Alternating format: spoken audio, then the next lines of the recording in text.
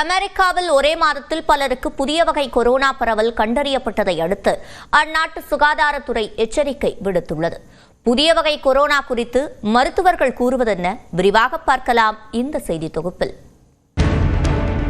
உலகையே ஆட்டிப்படைத்த கொரோனா பாதிப்பு ஏற்பட்டு 6 ஆண்டுகள் ஆன நிலையிலும் அதன் உருமாற்றமடைந்த வைரஸ் வகைகள் தொடர்ந்து அச்சுறுத்தி வருகிறது. அந்த வகையில் கடந்த ஜனவரி மாதம் கண்டுபிடிக்கப்பட்ட XFG வகை கொரோனா அலாஸ்கா, நியூயார்க், ஜார்ஜியா உள்ளிட்ட மாகாணங்களில் தீவிரமாக பரவி வரும் நிலையில் அமெரிக்க சுகாதாரத்துறை எச்சரிக்கை விடுத்துள்ளது. ஏற்கனவே காணப்படும் சார்ஸ் வகையைச் சேர்ந்ததுதான் இந்த புதிய கொரோனா வைரஸ் என்றும், அதிகமான சளி தொந்தரவுகளை கொடுக்கக்கூடிய வைரஸ் பாதிப்புக்கு சாதாரண சளி பிணிக்கான மருந்துகளை எடுத்துக்கொள்ளலாம் எனவும் உலக சுகாதார நிறுவனம் தெரிவித்துள்ளது. தேவைப்படும் பட்சத்தில் ICU சிகிச்சையும் 5 நாட்களில் குணப்படுத்தக்கூடியது இந்த கொரோனா வைரஸ் என்றும் உலக சுகாதார நிறுவனம் கூறியுள்ளது.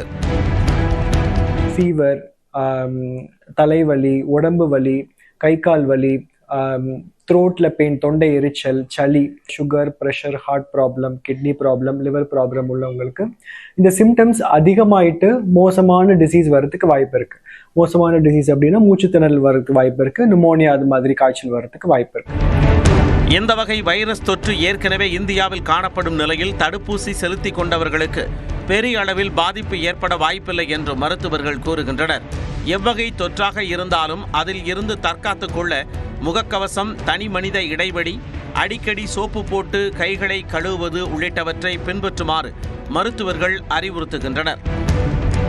XFGனால நம்ம நாட்டிலையும் சரி, அமெரிக்காலையும் சரி பெரிய அளவுல எந்த பிரச்சனையும் வந்த மாதிரி எந்த தகவலும் இல்லை.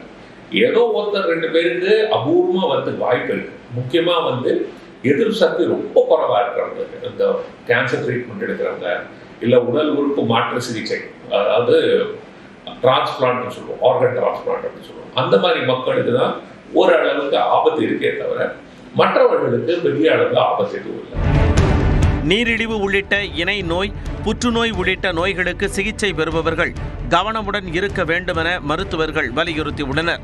நியூஸ் 18 தமிழ்நாடு தொலைக்காட்சி செய்திகளுக்காக செய்தியாளர் ரகுவரன்.